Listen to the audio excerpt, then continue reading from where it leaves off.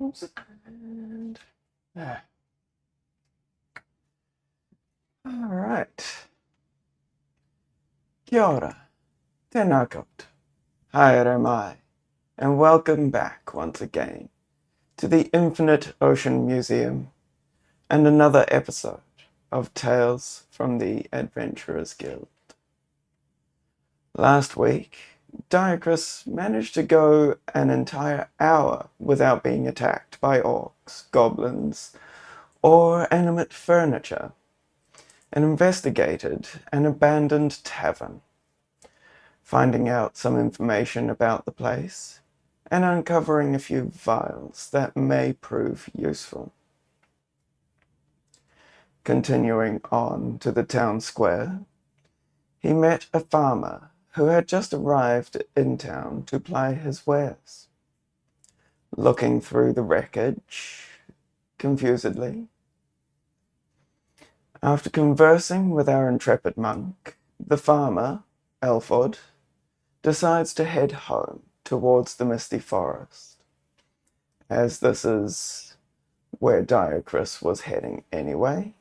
He decided to offer the man some gold in exchange for a lift, which he readily accepted, and the pair head out to the forest. And so, now we return to the story. So,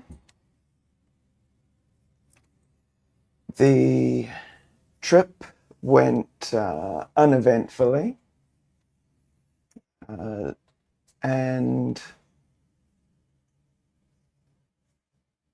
there we go, and Diacrus arrives at the misty forest.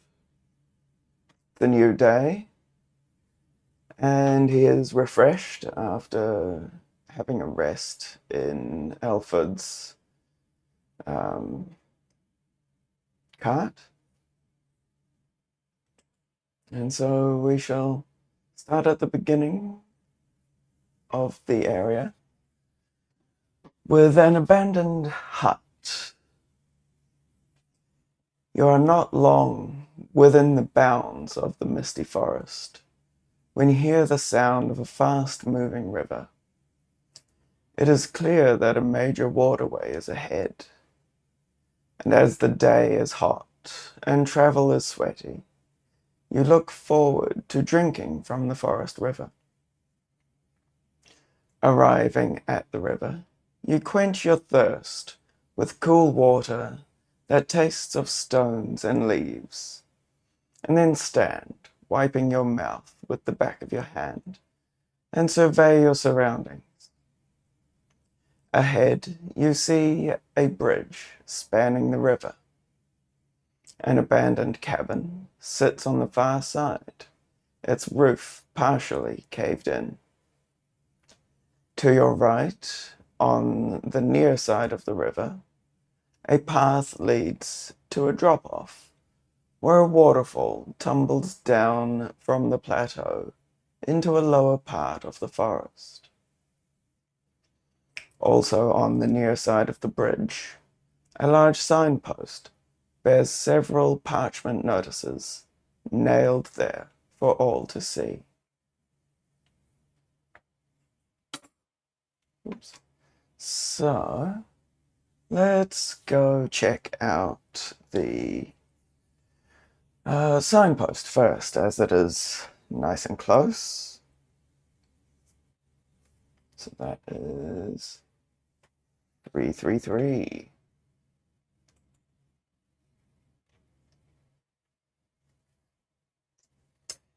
You move closer to the signpost and begin perusing the notices tacked there.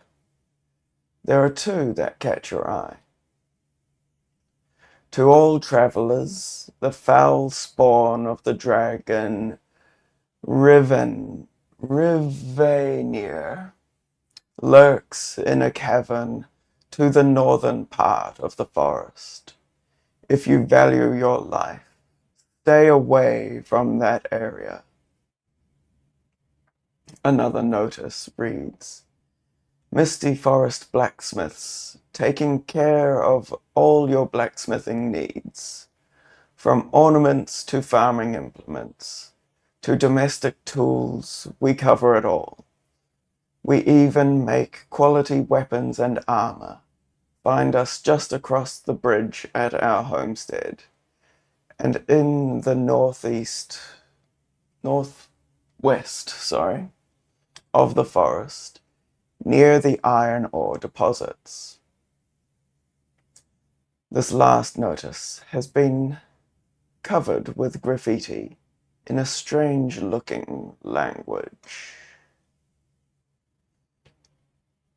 If you know Druidic, there is an option. If not, we can go across the bridge, head down the path to check out the waterfall. Well, I think we'll stay on this side of the bridge for now, and we'll go to the waterfall.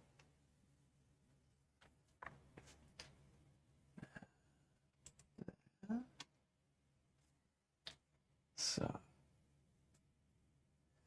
you follow a winding path, which leads to the edge of a low cliff.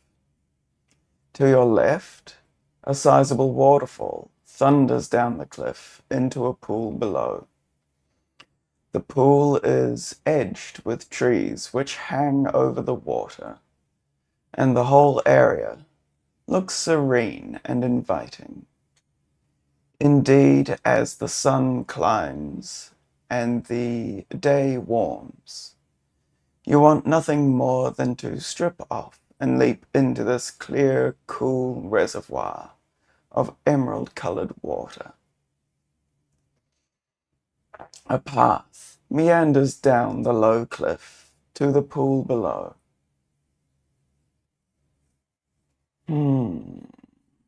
Well, why not? Let's go have a swim. See what's down there. You make your way down to the pool and quickly get undressed. Slowly walking into the pool, you feel the cool water slightly bracing, refreshing your skin, and wash away the dust of travel. Instantly, you feel invigorated, and you breathe in the fragrant forest air as you submerge yourself fully in the crystal clear pool.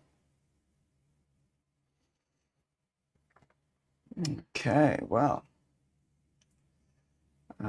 we shall go over to the abandoned cabin now.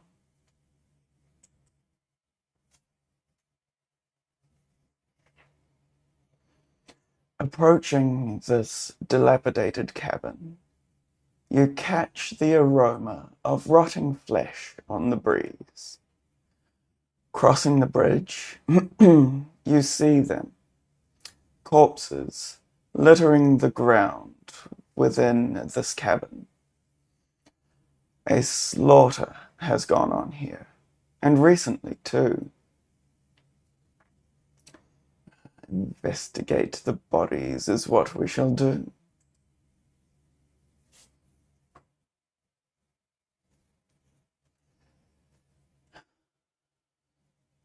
You edge closer to the bodies, covering your mouth to stop yourself gagging on the horrific smell.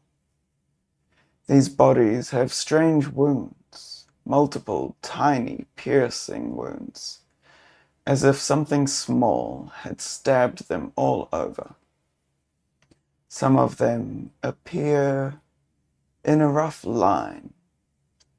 What could have made these wounds? The victims themselves are all men, but a wide spread of ages. There are a couple of youths barely past their 18th year, but also several men who look to be in their 60s.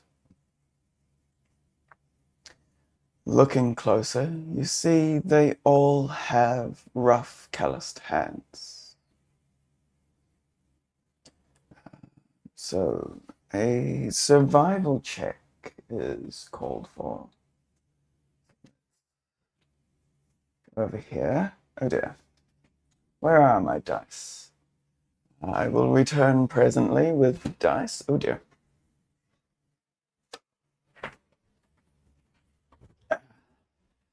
I was ill prepared. There we go, dice.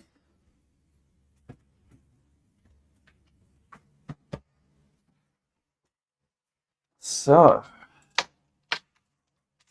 a survival check.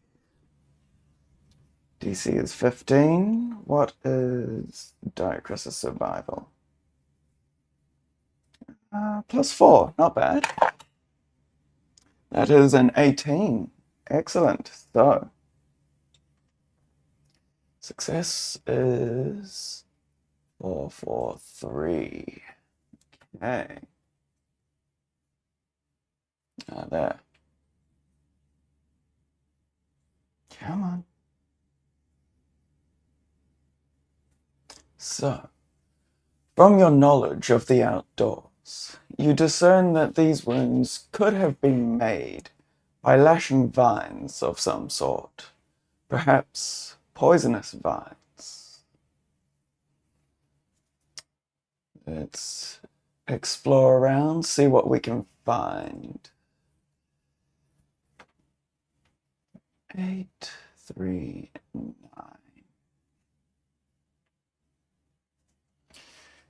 You investigate around the outside of the cabin. At the back, you find several anvils, braziers, and a large outdoor forge, beside which a huge volume of wood is neatly stacked. It appears there was some sort of blacksmithing operation going on here. You wonder why these men were killed. What could a group of blacksmiths possibly have done to bring such calamity upon themselves?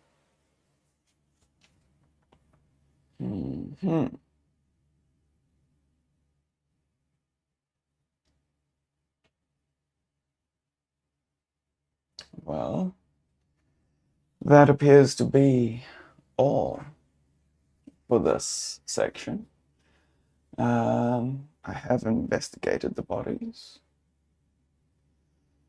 I can go back across the bridge and take the path to the waterfall, or back to the signpost, or we move on. Well, by the looks of it, there is nothing else to go on with, so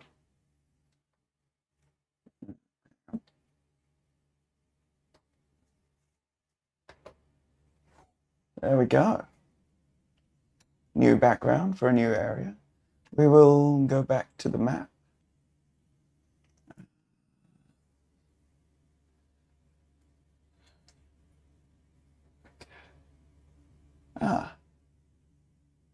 I missed the arrival in the area. Apologies. Let me rewind a little bit for a moment as we arrive in the misty forest itself. Birdsong greets you as you arrive in this ancient wood. The sounds of creatures you cannot identify echoing through the maze of thick-trunked trees. At ground level, a tangle of vines and bushes crowds over a scant path, which you pick your way along. Is it possible Cron Vicor has hidden the residents of Daggerfoot within this wood? Certainly, the misty forest, according to what you have been told, is over 50 miles east to west, and more than twice that north to south. There is certainly enough room in here to fit the population of a medium-sized town. But if they are in here, then where? You walk through the cool forest for about an hour, enjoying the serenity before you see any sign of life.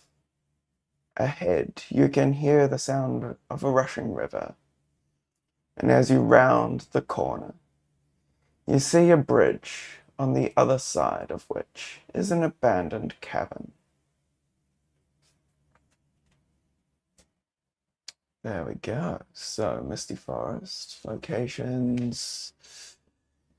Visiting each one adds 4 progress points as it's longer. Excellent. Okay. So we will move on to the second location. Pushing your way through the dense foliage in the misty forest, you wonder if Kron Vikork could have his hostages hidden within this ancient wood. Once again, there is certainly enough of it to hide the population of a town like Daggerford. You are deep in these thoughts when all of a sudden you emerge in a large clearing. It takes you a moment to realize that the ground is dotted with tombstones amongst the shin-high grass. Some of them lie fallen over in the grass, while others are partially covered with creepers or almost lost amongst the greenery. At the far side of the clearing, you see a low barrow, in the side of which is an ornate stone door. So we shall investigate this. It looks interesting. Perhaps the Daggerford residents could be in here. You approach the barrow and inspect the ornate stone door. Although ancient, it is well constructed and appears quite sturdy. Trying the large handle at its center, you find it locked. There is, however, a small keyhole just beneath the handle.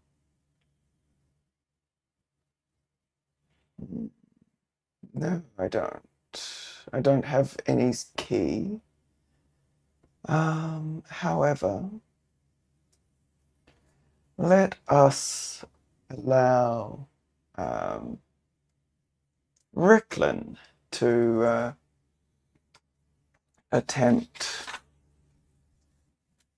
this. He has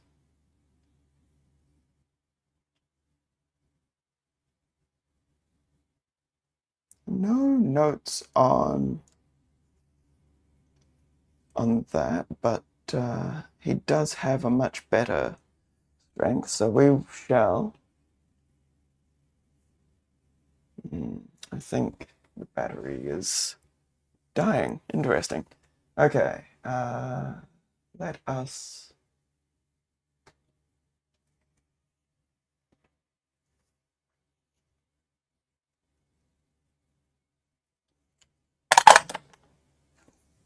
$18. So the DC to pick the lock was 16, so he is successful. So we will go to 312.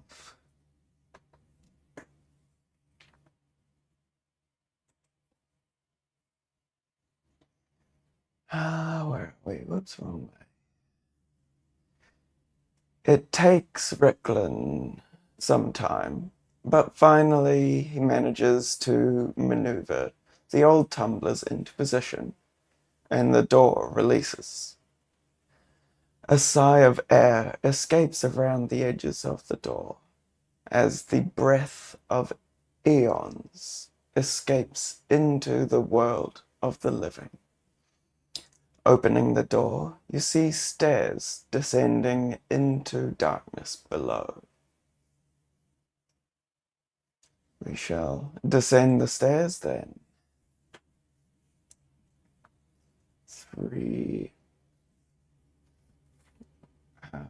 82.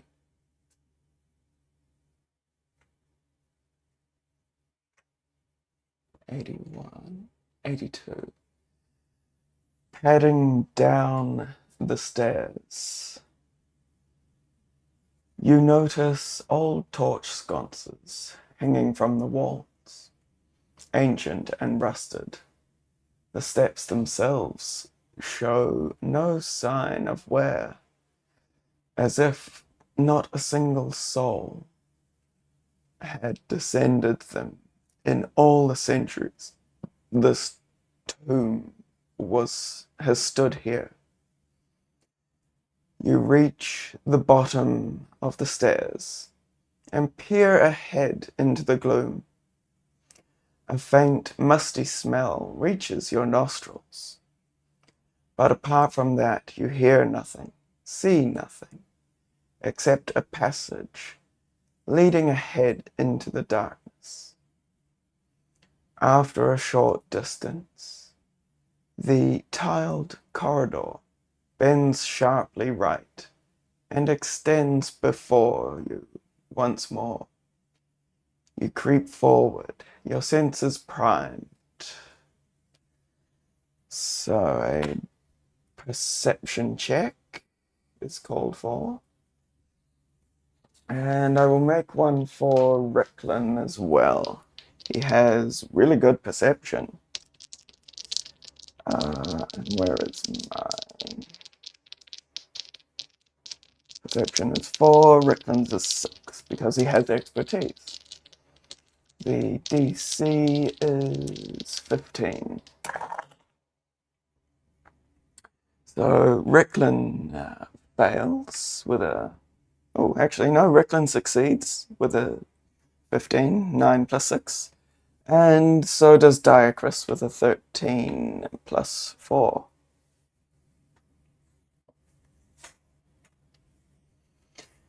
Success is 305.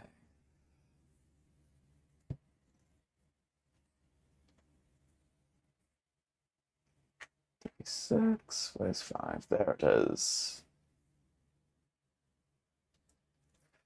Just in time, you notice some strange holes in the wall of the passage ahead, on either side.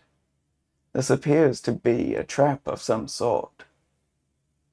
Your suspicions are confirmed with a quick search of the floor.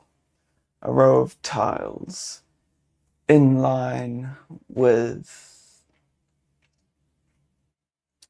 the holes and stretching from one wall to the other appears slightly raised, pressure plates.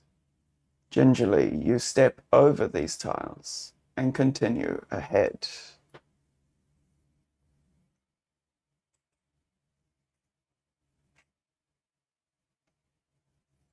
The passage bends sharply left, and ahead you see that it opens into a large chamber. It is utterly quiet as you enter this chamber and inspect your surroundings. All around the edges of this chamber are statues of warriors in various poses, all wearing similar regalia. They surround a large statue in the chamber's center, a huge figure who towers almost to the ceiling. This proud-looking veteran warrior is weathered. Apologies.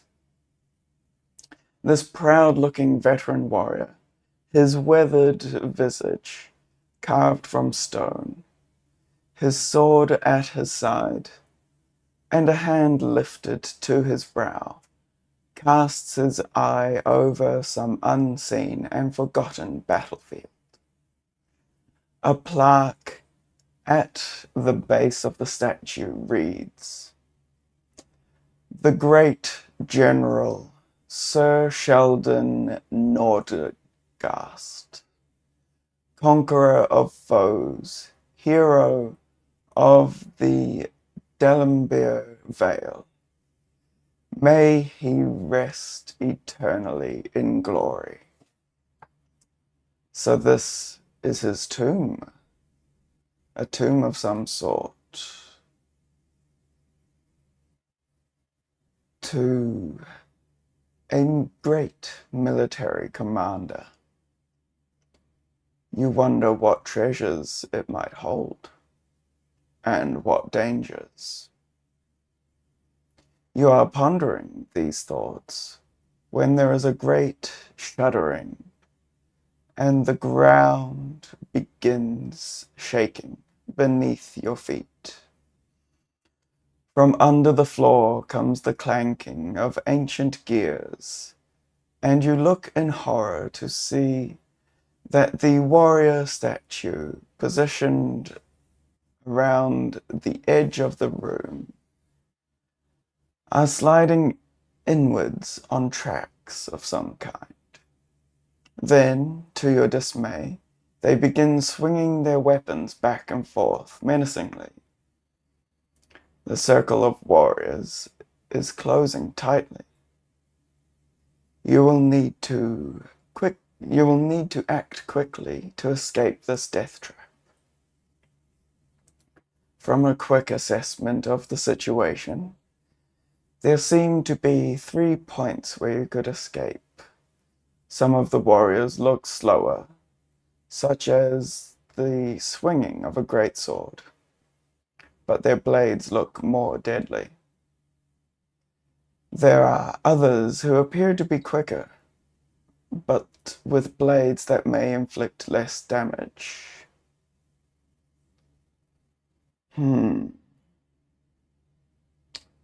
And there are apparently some that have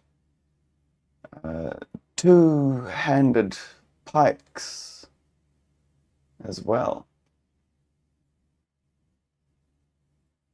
I think we can get past the slow greatswords,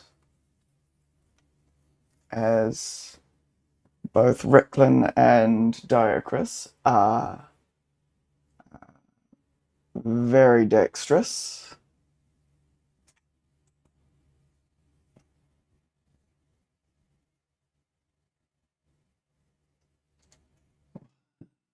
$60, 169, there we go. This barbarian-looking warrior cleaves the air with his mighty blade. If you get this wrong, this would be grave. The DC is 11 for an athletics or acrobatics. So,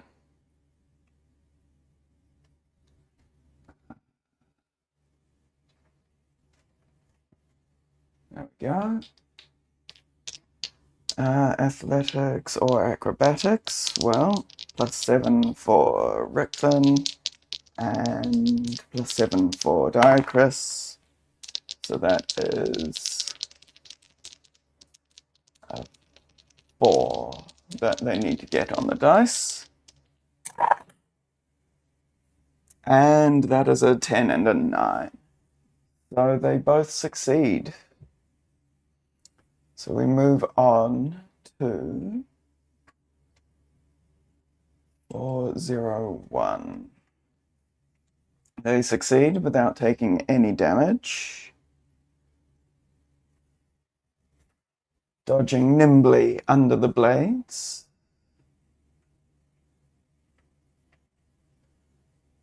Catching your breath, you watch as the warriors complete their journey to the innermost statue, that of Sir Sheldon Nordgast. To your amazement, they all give a brief bow to the general, then begin sliding back to their original positions on the same tracks. Before the trap can reset, you quickly survey your options. There are 2 doors to the northeast and northwest of this octagonal chamber.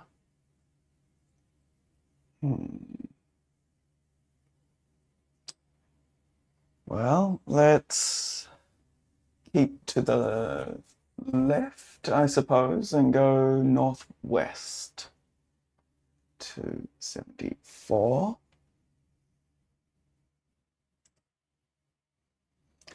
This large stone door has been carved and embossed with silver.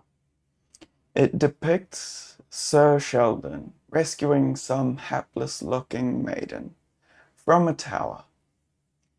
You scoff at this ridiculously contrived scene and turn your eyes towards the door's large handle situated in its center. Let's check for traps first, as they are prevalent here.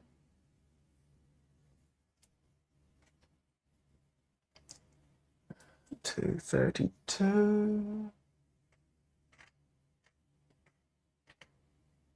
32. Investigation check. I will leave that to young Ricklin, though Diacrus will offer assistance.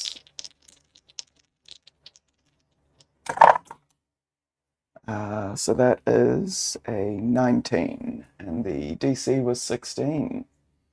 So we are successful.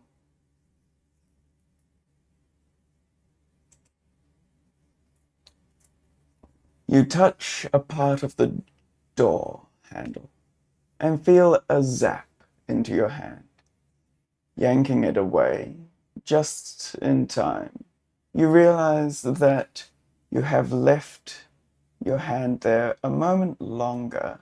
If you had left your hand there a moment longer, some sort of lightning energy would have infused your whole body, possibly to disastrous effect. This is perhaps beyond your skill to disarm, as the mechanism seems to be actually within the body of the door itself. But maybe you can open the door quickly enough so that the effect is minimized. Code word shocking. I'll put that here. Oops, that'll do. To try opening the door, we go there. To try the other route, we go there. Okay, well, let's try the door. We are, as I said, very dexterous.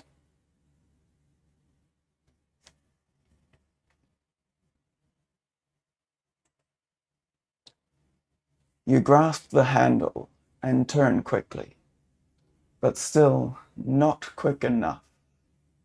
A jolt of energy runs up your arm. And Diacrus takes 1d4 lightning. Not as bad as it could have been. However, that is the maximum. So 4 lightning damage. Still not bad. To your dismay, while turning the handle, you discovered the door is actually locked. If you want to try and pick the lock. Okay, 3, 1, 3.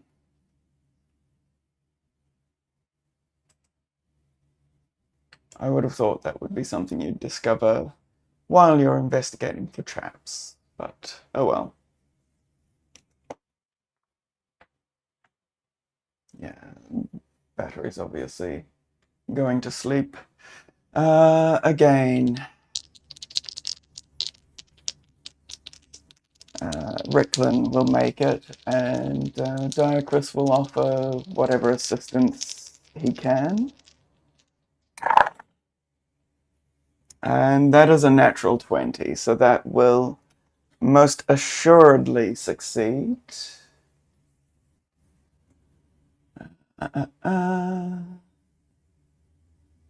296.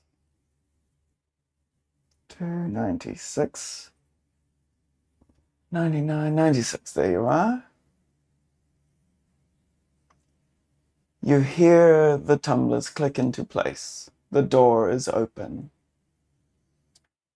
You grasp the handle and turn, and feel a jolt of lightning energy run up your arm once again. You take 1d4 lightning damage. A corridor is revealed, extending in a northeast direction. You set off down it, creeping forward into the darkness. And another 4 lightning damage, of course, because, you know, he couldn't possibly do any less. So, on to entry 67.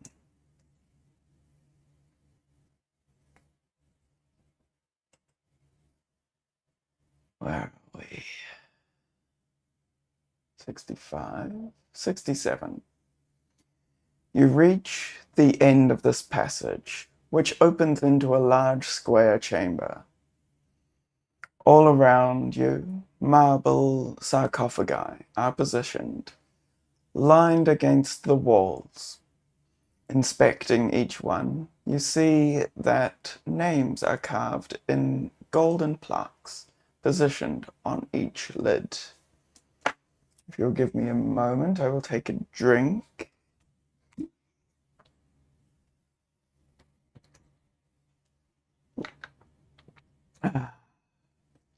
Lovely, refreshing waters from the springs nearby.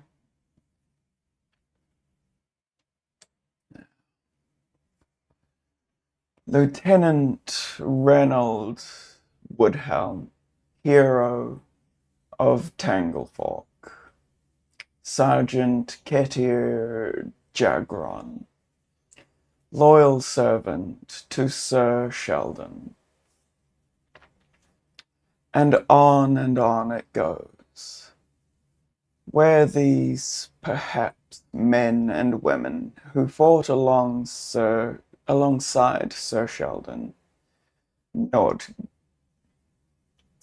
apologies. Let me try that again. The museum has been rather difficult recently, so I apologize if my head is not on straight.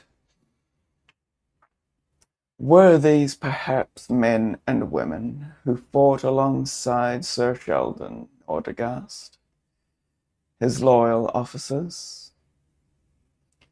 Regardless, there seems to be no exit from this room, apart from the passage you entered by. You know what? Let's search for a secret door. There are traps. Why is there not a secret passage or tunnel?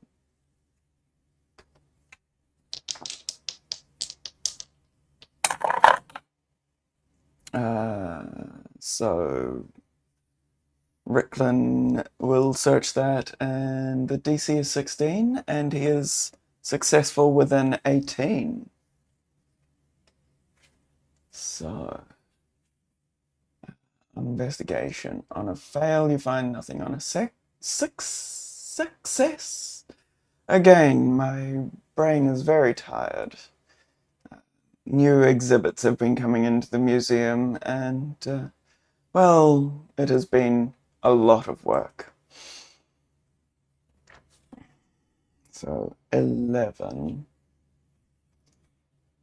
You almost miss it. It is the smallest detail on the lid of the ornate sarcophagus that sits against the eastern wall. The pommel of the sword depicted on the lid has a slight gap around it, as if it were a button of some kind. Well, since the button has been found, how could you possibly not push it?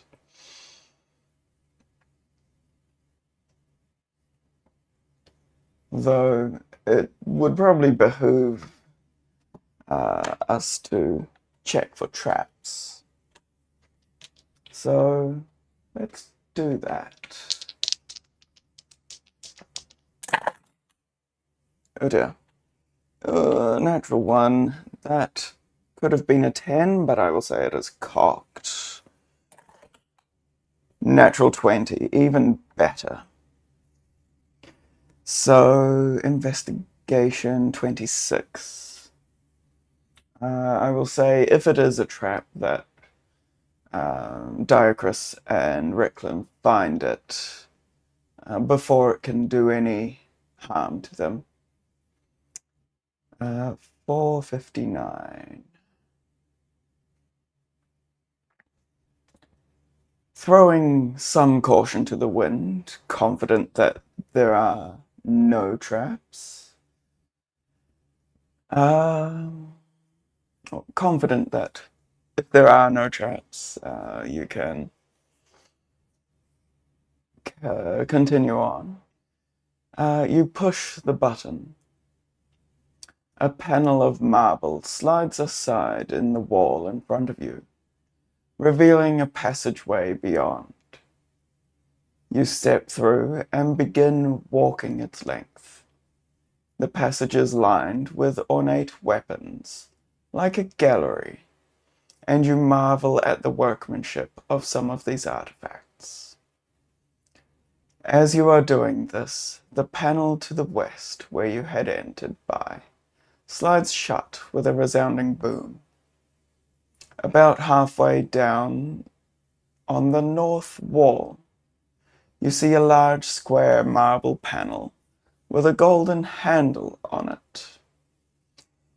Here lie the mortal remains of Sir Sheldon Nordergast. May he rest in eternal glory. Before we enter, let's inspect the weapons. 434.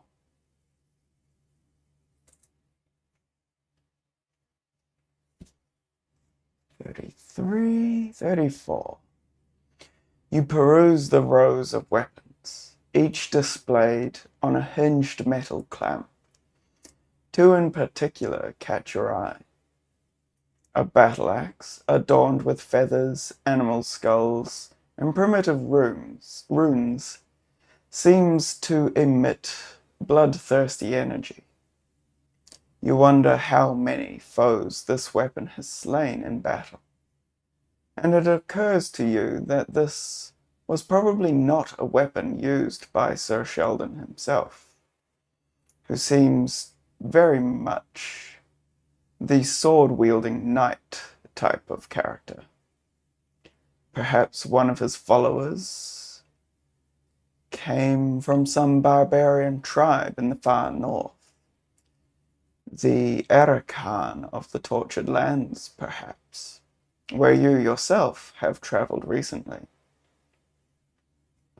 The other item that catches your eye is a fabulously ornate dagger, bearing many interesting engravings on its blade. Looking more closely, you see that different types of swords are engraved there. A rapier, a greatsword, a longsword, a scimitar.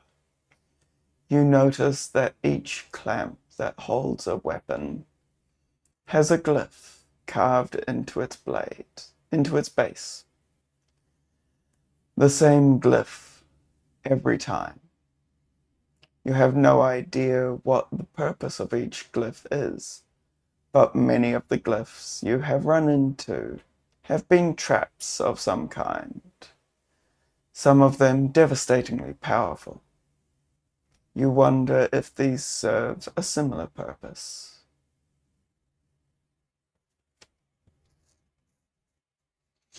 Okay, Arcana of 13. Have a look.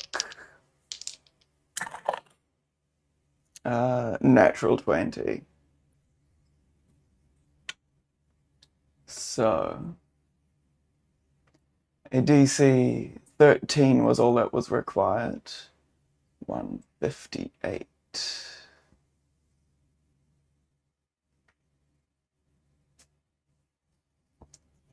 Let me write that down before I forget. You spend some time, along with Ricklin, examining the glyph that appears on the clamps holding these weapons, and notice that it seems to be comprised of bolts of elemental energy, like lightning. It is also exceedingly ornate and painstakingly done, meaning that some expert mage spent considerable time creating this glyph, and possibly investing it with a large amount of power. It may even be protected against spells to dispel magic and other measures. Regardless, it doesn't bode well. But those weapons do look impressive. Who knows what arcane abilities they hold? I don't think he would attempt the battle axe. It is not something that he would use. And quite honestly, he already has a magical weapon too, in fact, with the dagger. So I think, out of respect, given that he is a monk of mercy, he will leave the dead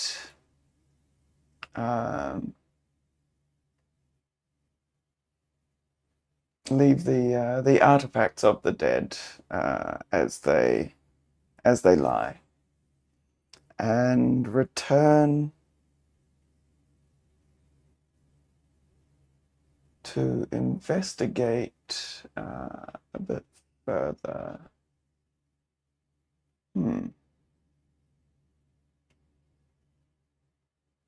Okay, let's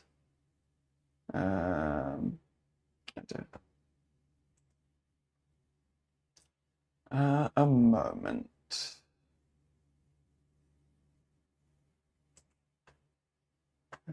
Let me see if I can find once again. I believe it was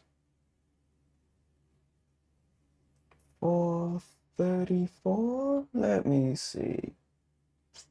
Somewhere around there.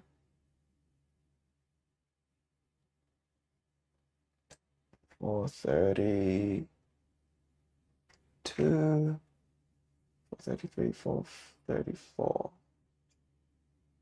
Was where those were. Okay.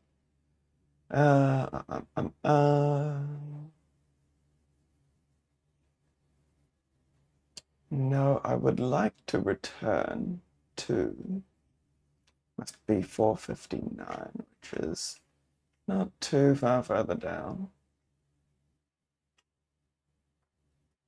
I'd like to return to that plaque, if I may. Only they weren't giving me that option. Clearly an oversight on the... There we go. So, the panel 285. Clearly an oversight on the bard's part. Who wrote this? Grasping the handle of this panel, you give it a good pull. The panel releases fairly easily, and inside you see a cavity about 3 by 2 feet wide. The foot of an ornate marble sarcophagus faces you, its edges trimmed with gold. No doubt, this contains the earthly remains of Sir Sheldon Nordegast. You are just contemplating this when you hear a noise from the western end of this passage. Quickly turning, you see 3 skeletons making their way towards you. But these are no ordinary skeletons. Attired for battle, they appear formidable and array themselves in a classic attack formation.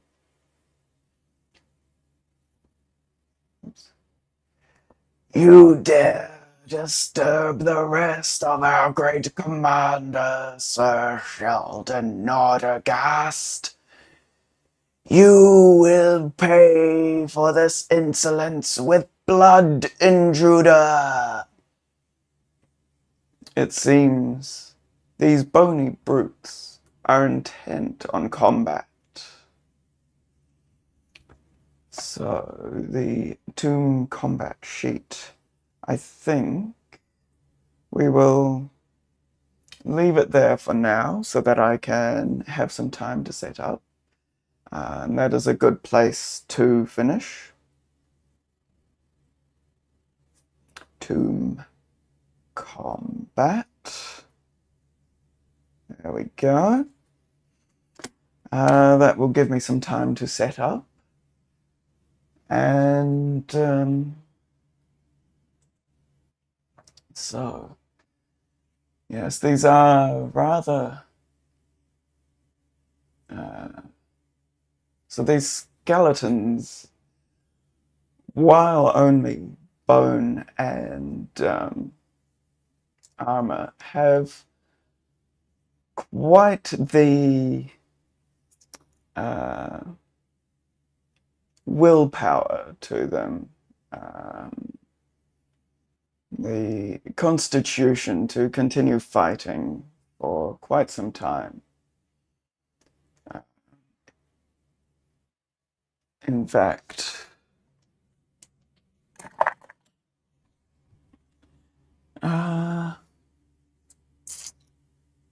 yeah, no, classic skeletons, though they do look a bit more hardy than previous ones.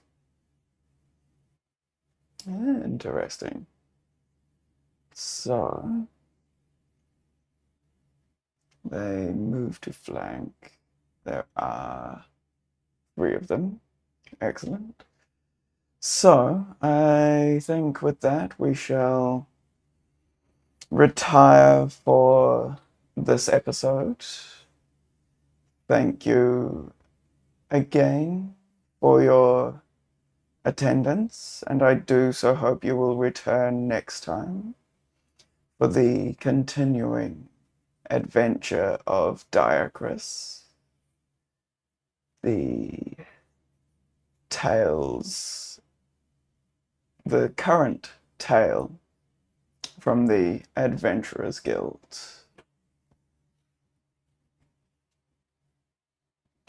And I will eventually stop the stream if I can find the mouse. There we